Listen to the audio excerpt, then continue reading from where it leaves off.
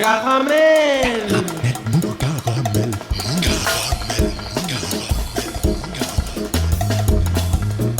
Caramel.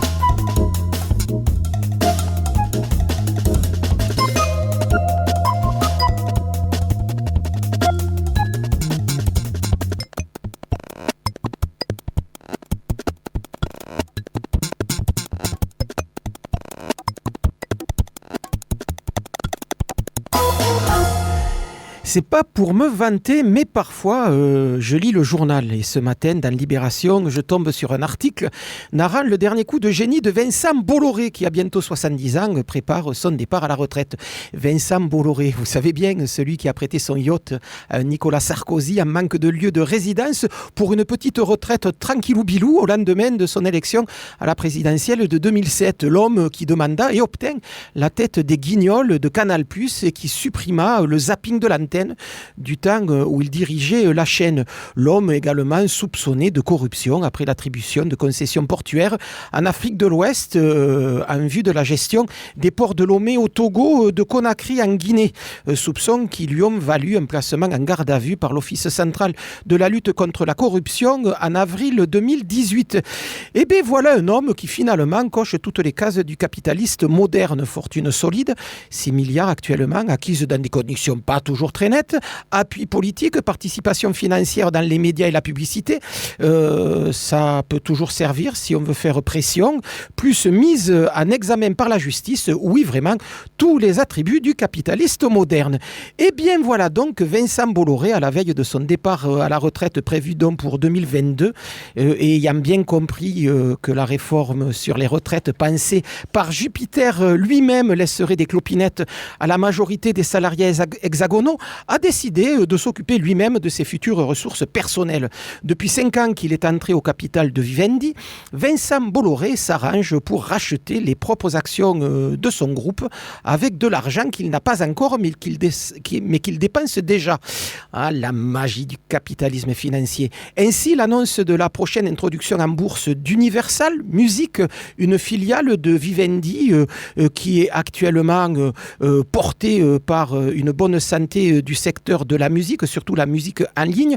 Et bien cette annonce fait briller les yeux des boursicoteurs de tout poil et contre la promesse d'en céder environ 20% au groupe chinois Tencent. Une fois cette introduction faite, Bolloré vient d'empocher symboliquement 6 milliards d'euros, lui permettant ainsi d'avoir les moyens d'emprunter et de débourser 3 milliards d'euros pour racheter 116 millions d'actions Vivendi.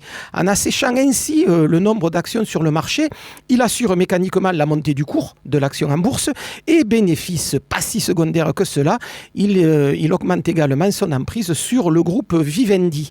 En un an, il est ainsi devenu l'heureux possesseur de 27% du groupe Vivendi fin 2019 contre 26% l'année précédente. Petit dégât collatéral, finalement assez petit, s'il utilise ainsi les fonds à racheter ses propres actions et les propres actions de son groupe, ça c'est légal. C'est autant qu'il n'est pas mis dans l'investissement ni dans le développement des diverses entreprises du groupe. Finalement, c'est pas comme si l'agence comme Havas ou bien Canal+ ne subissait pas la forte concurrence des Netflix, Facebook, Amazon et Google. Mais là, pour essayer de se refaire la dragée, là, il n'y a plus d'argent. À ce titre, rappelons quand même que l'an dernier, les salariés de Canal+ ont subi un plan de départ volontaire. 500 personnes en ont fait les frais. Mais quelle importance finalement face aux milliards potentiellement réalisables en bourse? Simplement une question de priorité. Salut les filles, c'est Jack Kangourou pour un nouvel épisode de Caramel Mou saison 31, réalisé et mis en onde ce soir par Marc Lazaro. Ce soir, on parle de musique, de guitare, de festival. On parle donc de la 28e édition du festival de guitare d'Aucamville qui aura lieu du 5 au 15 mars prochain à Aucamville et dans tout le nord toulousain. On en parle avec Leïla Belodre, membre de l'organisation l'organisation de ce festival et avec Paulin Courcial qui ouvrira jeudi prochain à Font-Beaux-Arts avec Hogan cette 28e édition. Et puis dans le courant de l'émission, vous retrouverez Margot Fett, notre enquêtrice de choc, qui pour cette seconde chronique s'est intéressée à la réforme de l'université. Et il y a vraiment des choses à dire. Mais on commence tout de suite par la nouveauté de la semaine.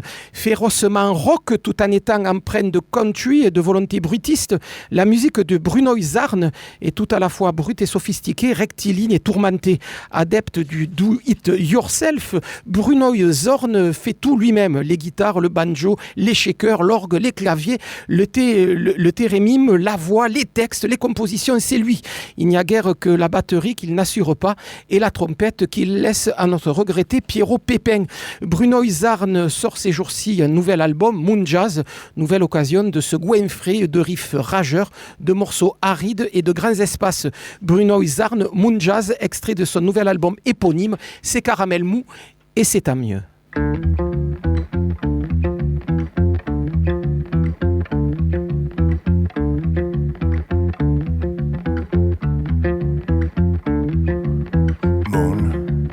Jazz, musical, a bigger room we could take time, keep the night, keep it cool, turn right, straight ahead on my way back, close eyes, dreaming up till the end of time.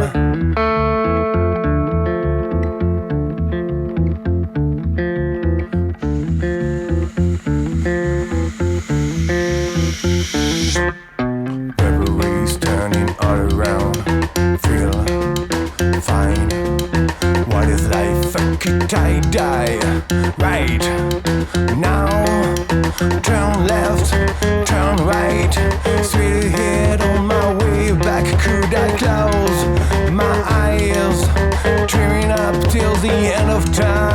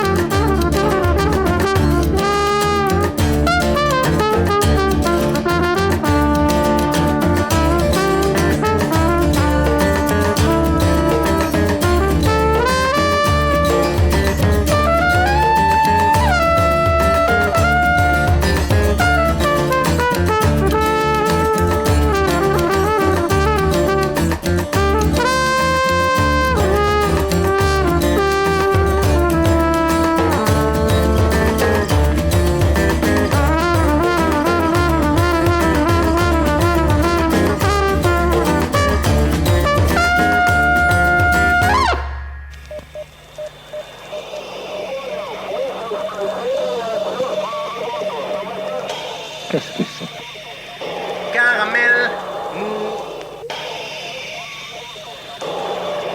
Et ça, qu'est-ce que c'est? Cette voix dont l'accent triomphant perce à travers le grésillement de la radio. C'est Joe Congo ou pardon? Oui, vous êtes toujours à l'écoute de Caramel Mou sur Radio Campus. 27 ans qu'Aucamville fête chaque année la guitare, le temps d'un festival calé traditionnellement en mars.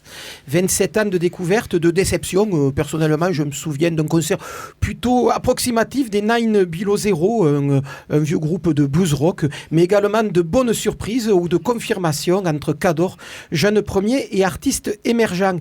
27 ans avec cette interrogation en filigrane. Qu'est-ce qui fait que cet instrument à 6 cordes, parfois à 12, reste aussi populaire? À l'occasion de la 28e édition du Festival de guitare d'Aucamville, je reçois ce soir Leïla Belobre et Audre Ressac, avec qui je parlerai de ce festival. Elles sont toutes les deux membres de l'organisation du Festival de guitare d'Aucamville. Et je reçois également Paulin Courcial qui l'ouvrira, ce festival, jeudi prochain à Font-Beaux-Arts. Paulin Courcial, on va commencer par vous. Est-ce que vous pouvez répondre à ma question existentielle? La guitare reste toujours aussi populaire, pourquoi? Waouh. Ah ben ouais. Bonjour. Parce que pour des choses, à mon avis, simples, comme le fait qu'elle est transportable, qu'elle peut faire tout. C'est comme un accordéon, c'est comme un piano, c'est quand même un instrument polyphonique. Et aussi pour des raisons que je ne me l'explique pas, mais c'est des gens qui pensent que c'est facile de jouer de la guitare. Et donc...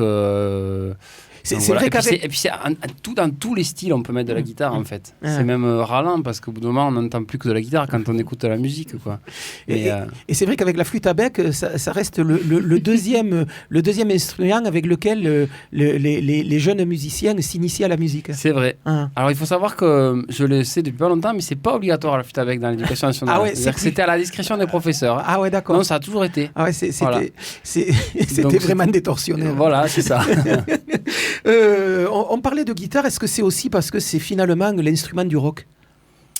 Ouais, aussi, certainement, bien sûr, c'est vrai. Mais c'est vrai, et en plus, quand il réfléchit, il est un peu menacé, cet instrument, quelque part, parce que c'est pas le style, il n'y a pas tellement de guitare dans de la trap, où il n'y a pas tellement d'intérêt à mettre la guitare dans de la musique urbaine ou tout ça. Ou dans de l'électro, et dans c'est du vrai rap, qu'il reste quand même, surtout la guitare électrique, elle reste... Moi, j'ai des copains qui m'ont dit, mais pourquoi tu fais la guitare électrique? C'est ringard, la guitare électrique. Et là, je suis content. Là, je me dis, je suis à l'endroit où il faut que je sois, alors. Paulin Courcial, comment c'est arrivé pour vous, la guitare?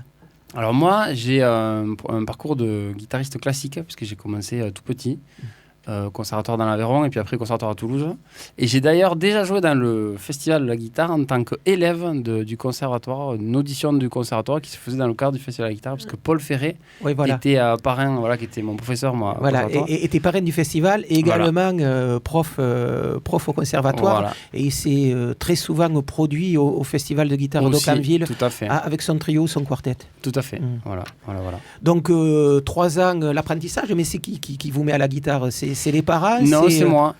J'ai des parents qui étaient musiciens, mais apparemment, je voulais faire la guitare. Ah ouais. Moi, je me l'explique pas, mais effectivement, je voulais faire la guitare. Ouais. Ah ouais. Et après la guitare classique, on passe à l'électrique. Quel est le chemin tortueux qui fait passer de l'étude classique au son dégénéré de l'électrique? Alors, honnêtement, je connais très peu de gens qui n'ont pas fait ce pont-là. En fait, c'est vraiment... c'est comme les tiroirs qu'on met partout. Et en fait, c'est évident qu'il y a toujours... Mais même les compositeurs les plus savants, comme Pierre Boulez, j'en sais rien, il était fan de Frank Zappa et de cette folie. Enfin, je veux dire, il y a toujours eu plein de ponts. Et moi, personnellement, j'avais un professeur de guitare classique dans l'Aveyron qui me faisait vraiment travailler du classique. Et en fait, j'ai compris après que lui, ce qu'il voulait, c'est que je développe mon jardin secret de mon côté. Parce qu'en fait, il avait tellement de respect pour le rock qu'il trouvait que ça ne servait à rien de l'enseigner. Et qu'il fallait que ce soit quelque chose qui se fasse naturellement. Il fallait le pratiquer. Il fallait le faire dans la rue, quoi. Et donc, c'est toute la question aussi de comment maintenant... Parce que maintenant, le rock entre dans les conservatoires, et c'est très bien. Moi, j'en suis très content. Mais c'est aussi une question... est-ce que... moi j'aimais cette analyse d'un professeur de guitare classique. Il disait, moi j'enseigne ça, mais évidemment si tu peux faire ce que tu veux à côté, mais il me poussait à le faire de mon côté, quoi. Il voulait pas m'enseigner spécialement ça, quoi. Voilà. Mais c'est vrai que finalement le rock rentre aussi dans le répertoire. Quand on voit que maintenant des groupes peuvent jouer sur des spectacles entiers popularisés sur la planète entière, le répertoire d'ACDC, le répertoire de Pink Floyd ou le répertoire de Genesis, en faisant comme ça, comme si on était dans un concert classique. On va vous jouer du Beethoven, non, aujourd'hui on va vous jouer du Pink Floyd. C'est vrai que finalement cette musique-là est en train aussi petit à petit de devenir une musique de répertoire classique. Tout à fait. Ah ouais. Tout à fait. Bon, on va continuer à parler donc de ce festival, 28e édition du festival de guitare d'Aucamville. Et on va écouter tout de suite un peu de guitare. C'est quelque chose qui va passer. C'est quelque chose qui va passer dans le cadre de ce festival. Un duo qui s'appelle This and That, un duo qui jouera. Je pense que c'est jeudi prochain, le 12 mars, dans une quinzaine de jours, le 12 mars, au centre d'animation de la Lande. This and That, on écoute I Thought About You et on reparle du festival juste après ça. About you, I passed in shadowy lane, and I thought about you. 2 or 3 cars spark under the stars, a winding stream. Moon shining down some little town, and with each be the same old dream. And at every step that we've made, oh, I thought about you. But when I put down the shade, then I really felt blue. I'll peek through the crack and look at the track, the one God went back to you. And what did I do? I really thought about you. Bubble, bubble, bubble, bubble, bubble, bubble, bubble, bubble, bubble, bubble, bubble, dream, bubble, bubble, bubble, swell, bubble, bubble, bubble, bubble, bubble,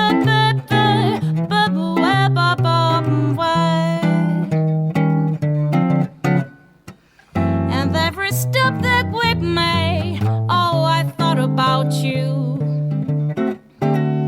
But when I put down the shade, then I really felt blue.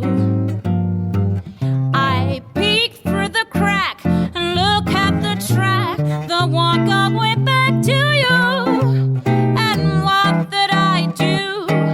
I really thought about you.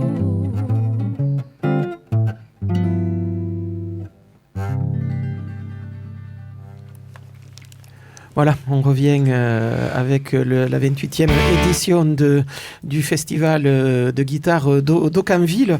Leïla Belobre, cette 28e édition, vous l'avez bâtie avec quelle ligne éditoriale? On va dire qu'une partie de l'équipe a quand même changé cette année au niveau de l'organisation de ce festival. Et oui, du coup, c'est mon tout premier festival. Alors, est-ce que ça veut dire que la ligne évolue un peu jusqu'à présent? Gilbert Vienne était à la manœuvre. Il a arrêté l'année dernière. Alors, il y avait Marie-Charlotte aussi qui avait repris un petit peu le flambeau entre-temps.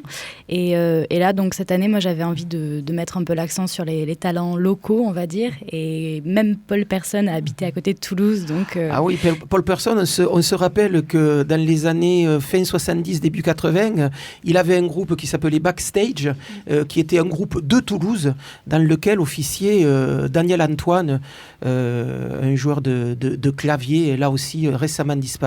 C'était début janvier. Donc Paul Persson revient à Toulouse, mais quand vous disiez que vous aviez envie de mettre le paquet et le focus sur les artistes toulousains, par les temps qui courent, quand on sait les réductions budgétaires qui sont infligées aux divers festivals de la région et à toutes les activités culturelles de la région, est-ce que c'est aussi un moyen pour vous de rester calé dans un budget qui vous est donné? Aussi, étant donné que c'est la première édition, je ne me sentais pas forcément de faire des folies pour l'instant, mais c'était aussi vraiment dans une volonté d'émergence et de mettre en avant tous les jeunes que je côtoie au quotidien et qui ont des talents incroyables et qui ne sont pas toujours soutenus par les festivals et les salles qui sont souvent très frileux. Et du coup, voilà. La guitare, ça reste ce que l'on disait tout à l'heure, cet instrument un peu magique et très populaire pour une partie de la population. Alors je pense surtout à la population qui a grandi avec le rock, donc calé entre les années début des années 60 et fin des années 90. Je pense qu'il y a un aspect vraiment On en a vu beaucoup, on en a entendu beaucoup, et ça reste quelque chose qui a toujours fasciné. Enfin, les rockers, c'est toute une image qu'on s'en fait. Après, moi, je sais que mon père est guitariste, donc j'ai grandi avec ça depuis toute petite. Donc c'est vrai que pour moi, oui, c'est un instrument qui est assez incroyable. Avec cette programmation, dont vous disiez, il y a un focus important qui est fait sur les musiciens du cru, avec deux grosses têtes d'affiche. Donc il y a Paul Persson, qui est quand même, j'allais dire, le père du blues à la française. Ils sont pas beaucoup à pouvoir revendiquer le titre. Il y a Bill Derem, il y a Paul Persson. Il y a quelques harmonicistes aussi qui ont porté cette musique au firmament français, mais il n'y en a quand même pas des masses. Et puis il y a un jeune guitariste comme Tom Ibarra. Deux mots sur ce jeune musicien. Alors ça, c'est un jeune musicien que j'ai rencontré et découvert il y a 3 ans à peu près. Et vraiment, sa virtuosité et le talent de lui et de tout son groupe, parce qu'il sait très très bien s'entourer. C'est beaucoup de jeunes du CNSM. Et là, il y a Jeff Mercadier, donc un saxophoniste toulousain. Il y a Étienne Manchon qui sera au clavier.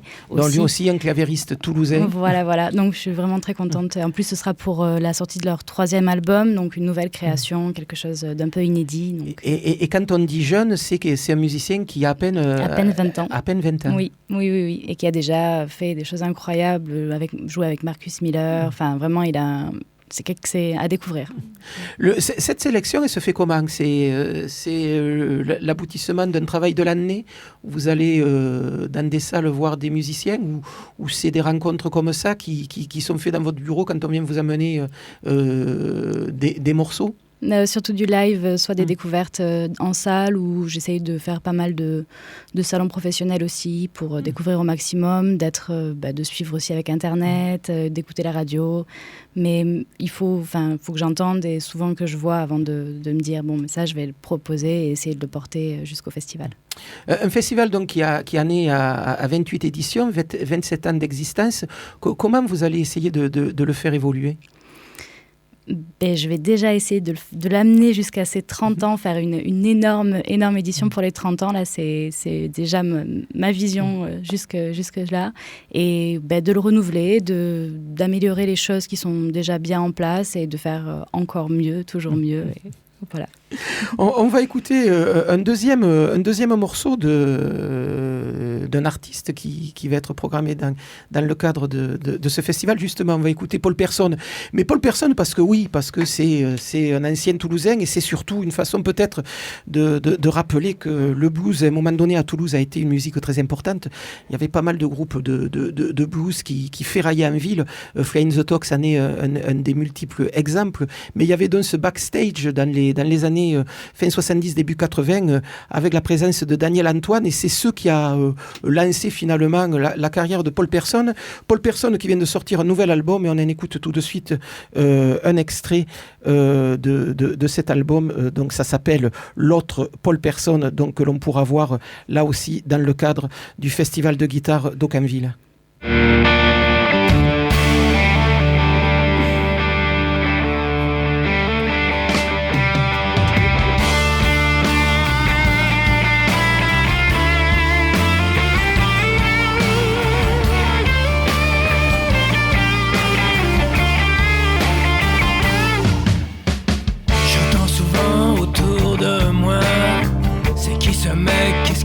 Par là, il est pas comme nous, pas d'ici.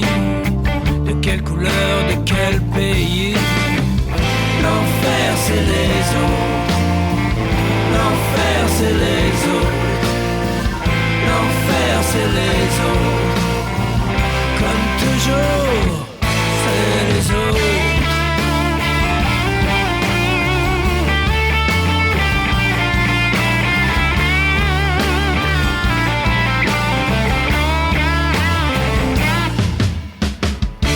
Qui disent ils viennent d'où?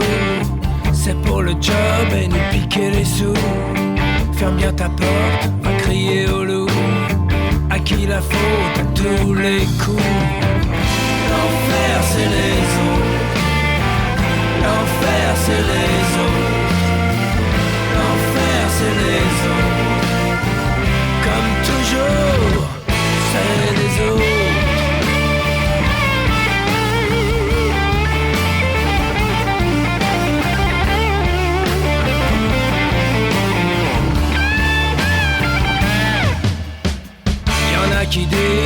a tout faux.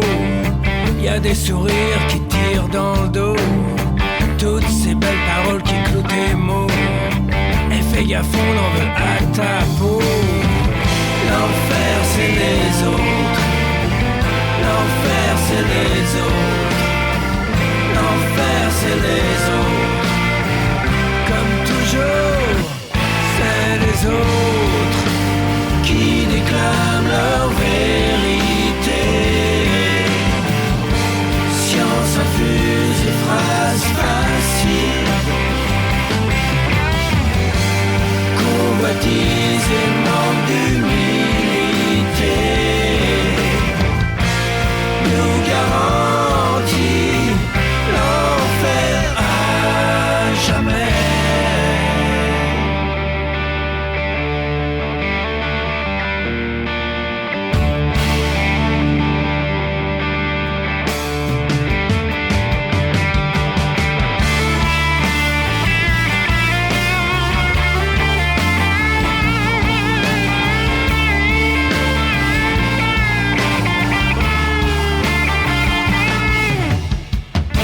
Je sais tout qui s'agite, ceux qui polluent, ceux qui préfèrent la fuite.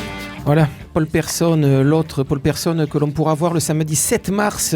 Ça se passera au Bascala à Bruguière, dans le cadre de cette 28e édition du Festival de guitare d'Aucamville. 28e édition qui sera lancée le jeudi 5 mars par la prestation de Courcial et de Kogan. Comment on dit Courcial contre Kogan, Courcial fois Kogan, puisqu'il y a un X entre les deux, ou Courcial X Kogan qui ne veut plus rien dire. Tu peux dire c'est XK en fait. Tu peux dire Courcial X Kogan. Ouais. Mais tu dis Courcial. Courtial, et oui, parce qu'on n'est pas en langage anglo-saxon ou français avec courtial, mais on est avec une expression occitane. Ouais, en fait, c'est ça, c'est que courcial, ce serait avec un C. Ouais. Le T, en fait, le T, s'il est là, c'est de l'occitan, donc on dit courtial. Courtial, voilà. donc courtial X Kogan. Alors Kogan. tu peux dire, effectivement, c'est vrai que en fait, l'idée, c'est un duo, donc on est un peu l'un contre l'autre avec l'autre, dualité. On converge, en fait finalement on joue vraiment ensemble, il n'y a pas vraiment... Mais l'idée c'était vraiment, on avait des parcours, on a joué dans différents groupes et quand on s'est mis ensemble on se dit, en fait c'est quoi, c'est lui et moi, quoi, c'est moi et lui, c'est-à-dire c'est vraiment ça ce projet. Et effectivement ce serait peut-être plus facile de s'appeler CXK, voilà, ça tu pourrais dire CXK, voilà, au moins là tu es sûr que c'est plus facile à retenir. Et dans ces cas-là on penserait que c'est la musique électronique et on se planterait complètement.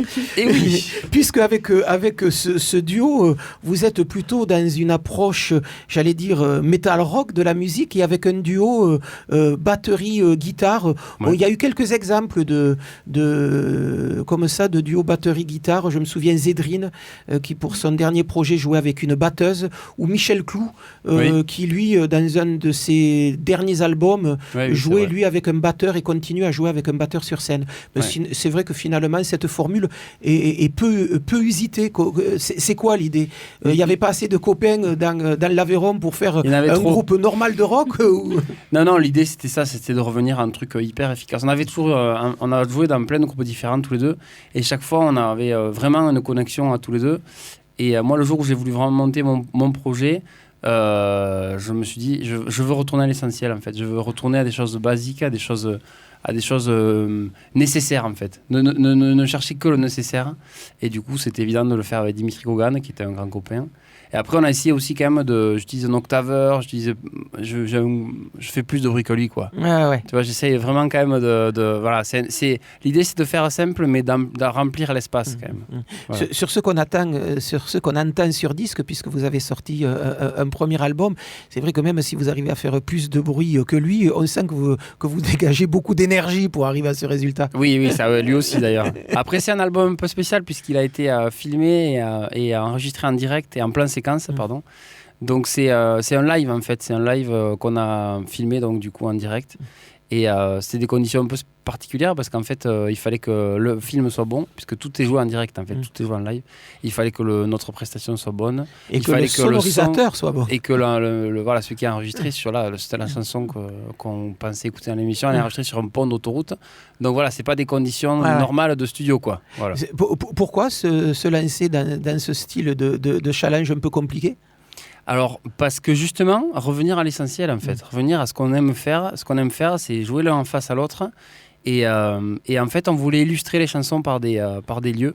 C'est pas forcément... Ça n'a pas besoin d'être explicité, mais voilà, la chanson qui est sur un pont d'autoroute, qui est au milieu des montagnes, en fait, c'est génial, cette histoire. Ils n'ont pas fait la déviation encore. Ça fait 15 ans qu'il y a un pont au milieu des montagnes, mais il est tout seul. Il n'y a pas la... Voilà, ça arrive régulièrement, oui. Voilà, et du coup, en fait, c'est une chanson qui parle un peu de l'artificiel de nos vies et de la perte des valeurs, pas dans le sens... mais les valeurs, par exemple, de dire... je préfère acheter un iPhone de 1000 € que manger bien, en fait, parce que j'aurai mon iPhone.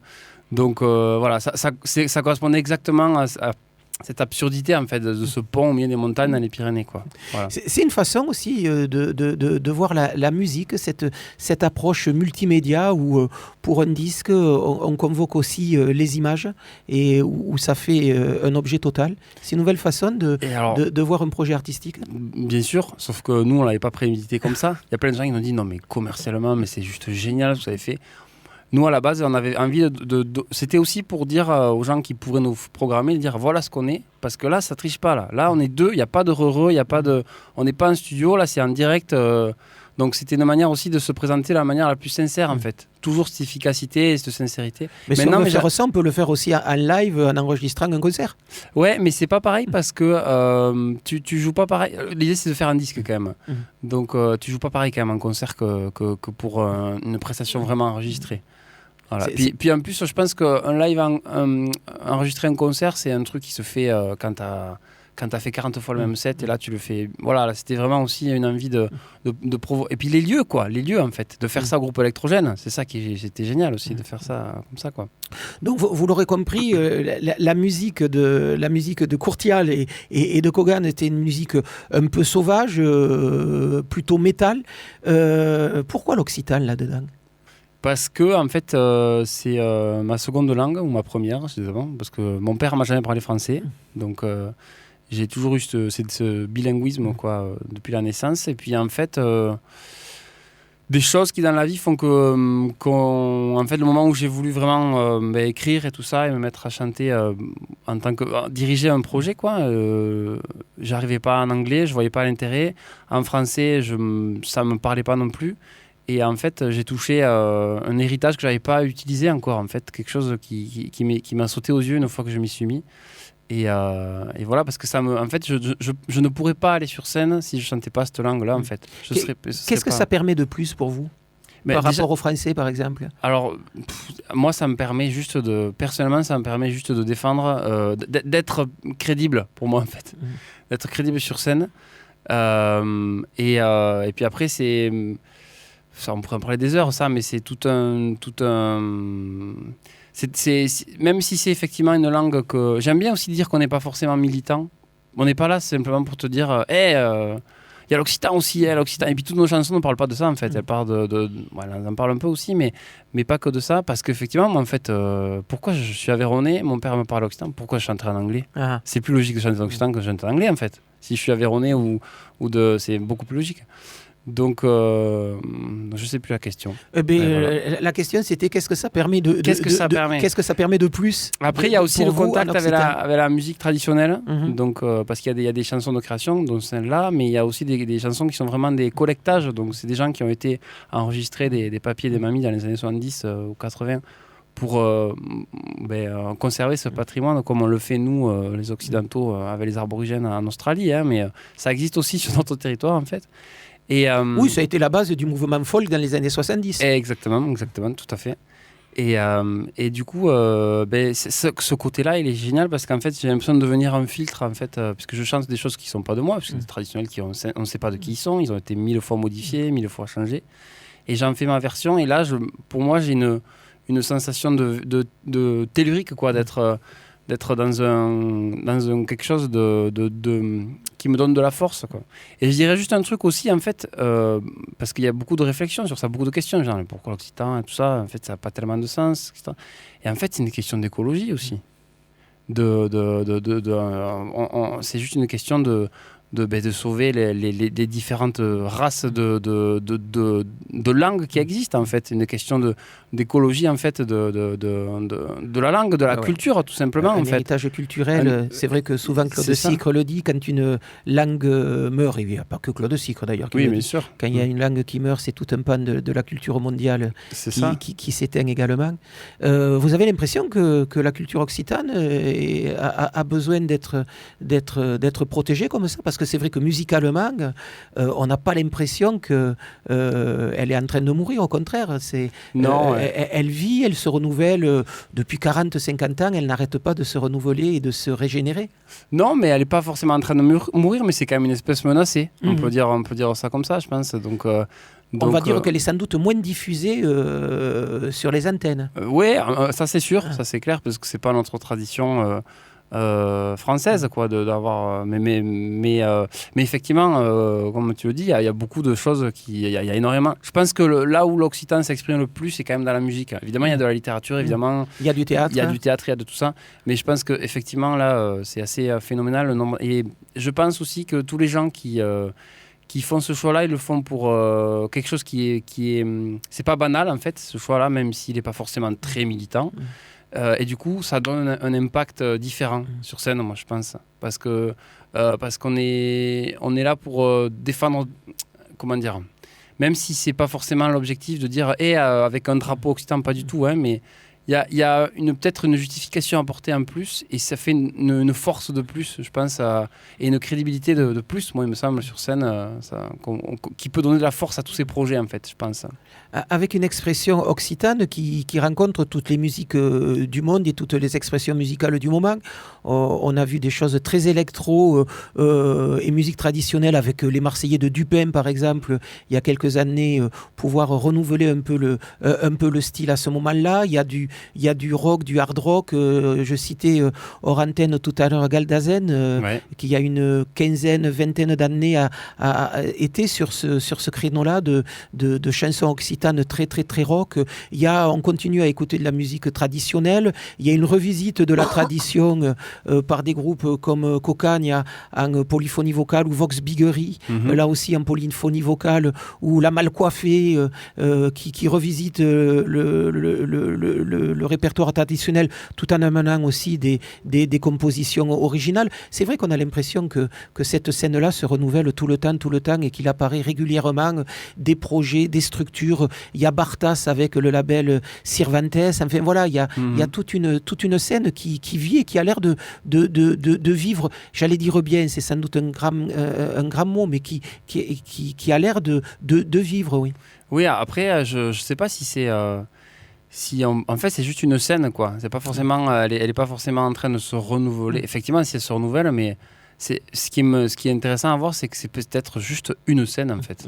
Donc forcément, elle se renouvelle parce qu'elle existe, mais voilà.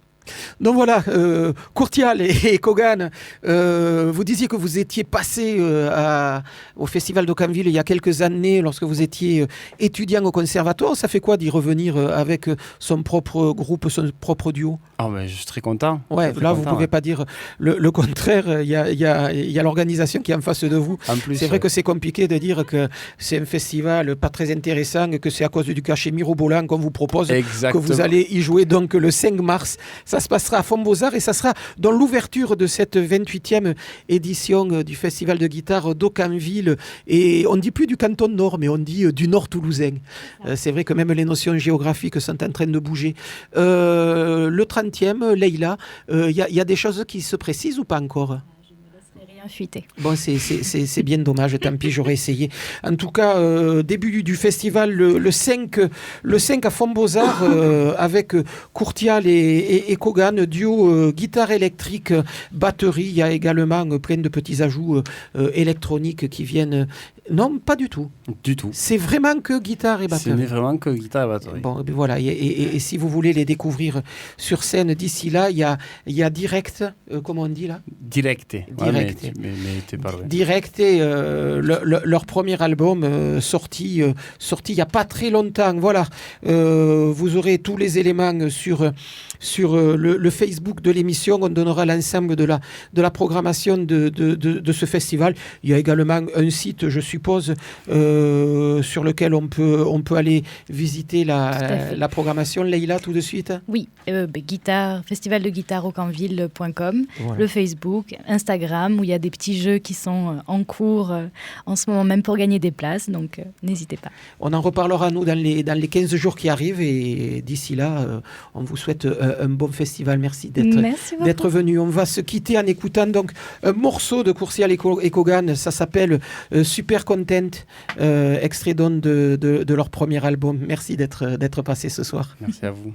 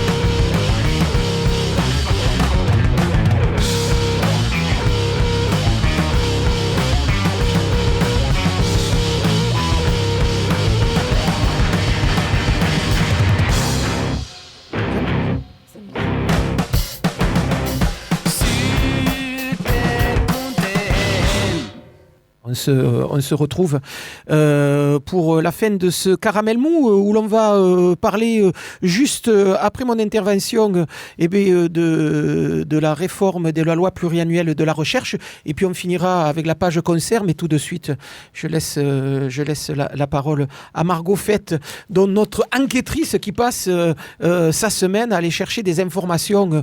La dernière fois, c'était sur la disparition de certains collèges dans la région toulousaine, et donc cette fois, c'est les ennuis qui sont en train d'être faits à la recherche. Margot, bonsoir. Bonsoir. Et oui, parce qu'en ce moment, dans les universités françaises, on fait face à un vaste mouvement d'opposition à la loi pluriannuelle de la recherche qui a été présentée au Parlement début 2020 pour une entrée en application potentiellement début 2021. Alors depuis son annonce, les réactions sont vives de la part des thésards, des maîtres de conférences, des professeurs et chercheurs d'université qui sont les premiers concernés, mais aussi des étudiants qui se rallient à leur cause. Donc pourquoi cette réforme est-elle tant critiquée de la part du personnel des universités? Alors en fait, cette réforme s'inscrit dans le sillage de politiques néolibérales engagées au milieu des années 2000. Et elle repose sur 3 principales lignes que je vais vous exposer. En fait, elle prévoit de diminuer encore davantage le nombre d'emplois publics stables au profit d'emplois précaires. Par exemple, elle préconise la création de contrats dits scientifiques. En fait, c'est une nouvelle appellation pour remplacer le CDD qui paraît moins sexy dans la loi. De la même façon que dans le droit et dans les entreprises générales, on a créé le CDD de projet. Oui, voilà. On embauche quelqu'un pour 6 mois, le temps qu'on monte le projet. Quand le projet est fini, bye bye. Et les mots projet scientifique, ça sonne mieux que précaire. Ça fait moderne, ouais. Voilà. Ça fait moderne. Ça. Elle propose aussi de subordonner la production scientifique à des priorités politiques de courte vue et pas de long terme comme le nécessite souvent la recherche.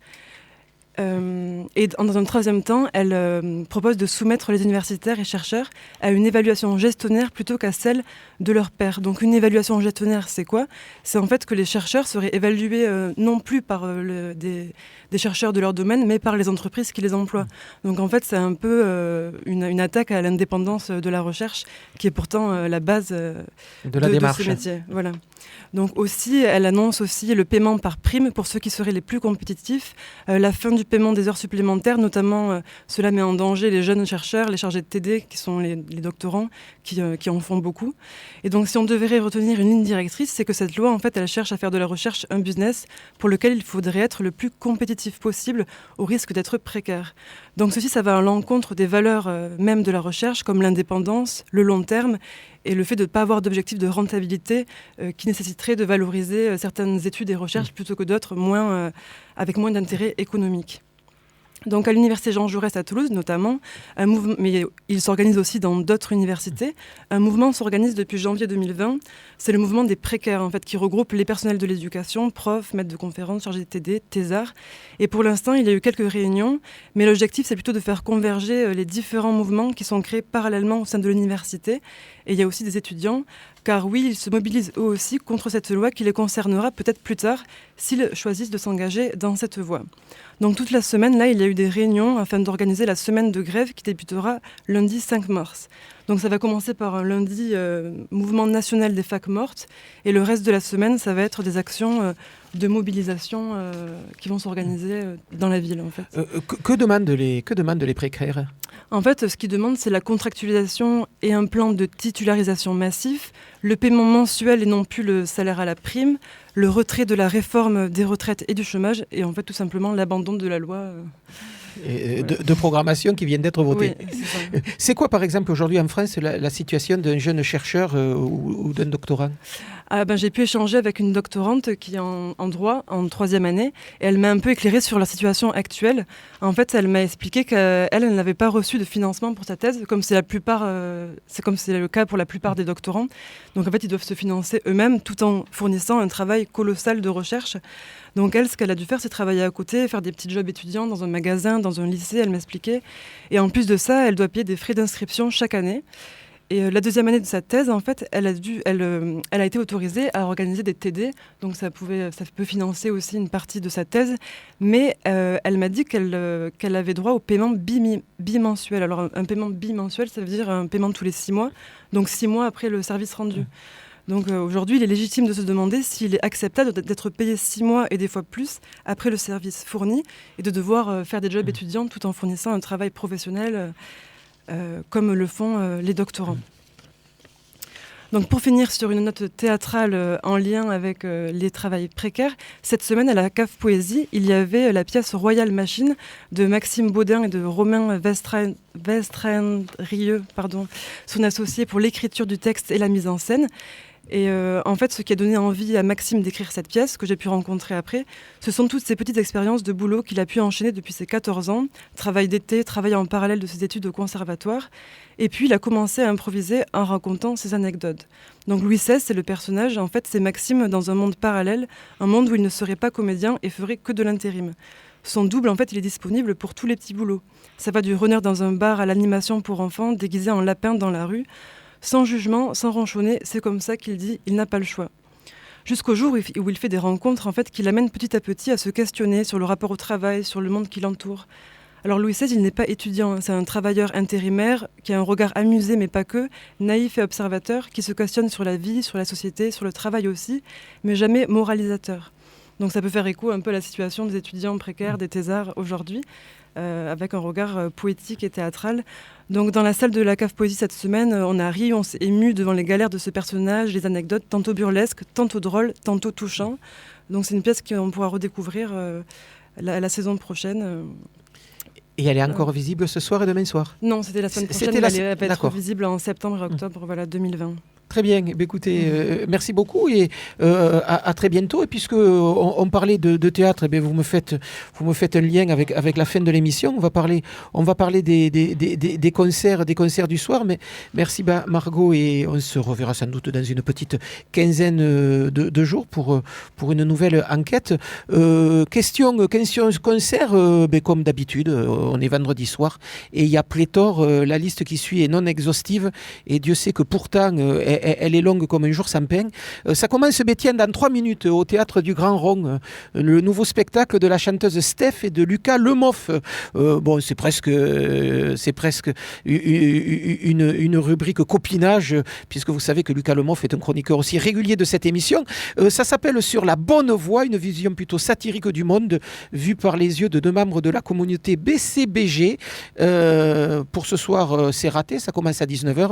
Si vous êtes en train de nous écouter, vous n'aurez pas le temps d'y aller. Par contre, on pourra aussi le voir encore demain à 19h au Théâtre du Grand Rond, donc sur la voie, avec Steph et Lucas Lemoff. Il y a du folk ce soir au Tchuss à 20h avec Olivier Barda. Il y a du swing Zigan à la Candela avec Anviche à 20h également. Du rap ce soir au Métronome avec Da Uzi et DJ Fou. 20h30 le début de la soirée. Du rock metal à la Cavaroc avec After End, Monoï et Seeds of Mary. 20h30 le début du concert. Du death metal à l'usine à musique. Dans la salle l'usine à musique, c'est une nouvelle salle qui existe depuis un an et demi, qui est calée entre Ginestou et le stade Ernest Vallon. Et ce soir, death metal avec Stone Horns, Deathline et Deathmatch à partir de 20h30. À l'impro également à 20h30, le trio de Romain Pilon, un jeune guitariste qui est actuellement en tournée pour défendre les couleurs d'un nouvel album qui s'appelle Between Two Worlds, qu'il a sorti en octobre dernier, début du concert donc à l'impro à 20h30. 2 solos ce soir au Ravelin, le Ravelin qui est ce haut lieu toulousain du rock et du punk rock. Donc 2 solos ce soir au Ravelin avec Bide Onco, le projet solo du batteur Marco Zarinello, par ailleurs batteur des Appaloosa et des Booker Butchers, un solo batterie plus machine, et qui sera suivi d'un autre solo de batterie. Celle-là s'appelle Vitesse Plaisir, batterie plus machine, avec musique assistée par ordinateur. Début des festivités 19h30. Au Dada à 21h, Bruno Elchthofer, un guitariste mais surtout un joueur de théorbe, cette espèce de vieux luth en solo. Et puis Guillaume Lacroux le suivra en guitare solo, également un guitariste classique. Fanfare colombienne au taquin à 21h avec Super Panela pour fêter la sortie de leur EP. Chanson au bijou avec le duo Nico et Alexandre Léoto. Chanson, accordéon, esprit punk et poésie au bijou donc à 21h30. Demain soir, ne ratez pas au Ravelin. Le concert des filles de My Imaginary Love et puis des Toulousaines de Hir. Et puis ne pas rater non plus Déstructuré, soit le meilleur des brèves de Wally. Chansons, vidéos, art plastique, mardi, mercredi, jeudi prochain à 21h30 au Bijou. Une courte de Wally, tiens, en voilà une tout de suite, enregistrée pour Caramel Mou et qui nous sert depuis des listres de générique. Wally, tout de suite. L'avantage avec le réchauffement de la planète, c'est que si l'avenir paraît plus dur, les carambars sont plus mous. Caramel mou. Voilà, Wally au Bijou, mardi, mercredi et jeudi prochain. Et puis mardi, n'oubliez pas aussi au Zénith, l'opération OZ, Occitanie au Zénith. Il y aura plein de monde. Il y a également le festival de guitare d'Aucanville qui sera représenté et qui viendra vous présenter le festival dans le hall du Zénith. Enfin voilà, grande soirée au Zénith avec ce Occitanie au Zénith de mardi prochain. Voilà, Caramel Mousse, c'est terminé pour aujourd'hui. On se retrouve la semaine prochaine, même heure, même adresse. D'ici là, couvrez-vous bien. Salut les filles.